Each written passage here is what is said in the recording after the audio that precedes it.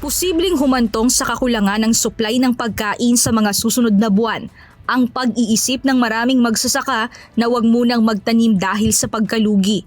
Ayon sa Samahang Industriya ng Agrikultura o SINAG, ito ay dahil sa sobrang dami ng imports at tumataas na gasto sa produksyon na direktang nagdudulot ng paghina ng agrikultura sa Pilipinas.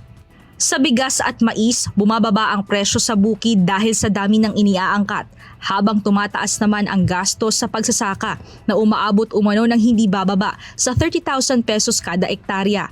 Dahil dito, maraming magsasaka ang nag-iisip na huwag munang magtanim sa susunod na cropping season. Bunsod nito, pinangangambahan ang posibleng kakulangan sa supply kung hihinto muna sa pagtatanim ang mga magsasaka.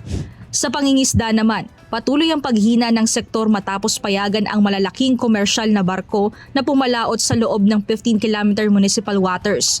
Dahil dito, nahihirapan ang mga maliliit na mangingisda at mas nababawasan ang kanilang huli at kita.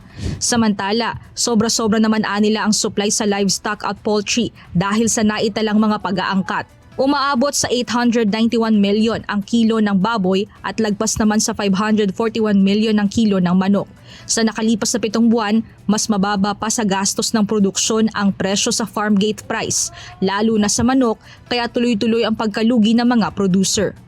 Dumadaing ang mga ito na hindi nakikita ng gobyerno ang tunay na sitwasyon ng mga magsasaka at mga producer, kasunod ng maayos na datos na iniulat ng Philippine Statistics Authority. Giit nila, kung walang agarang aksyon sa mga polisiya, ang sobrang supply sa ngayon, posible nilang magkulang ang produksyon ng pagkain sa mga darating na panahon. Mia Alonso, UNTV News and Rescue. Diyos ang aming sandigan, serbisyo publiko ang aming pinahahalagahan.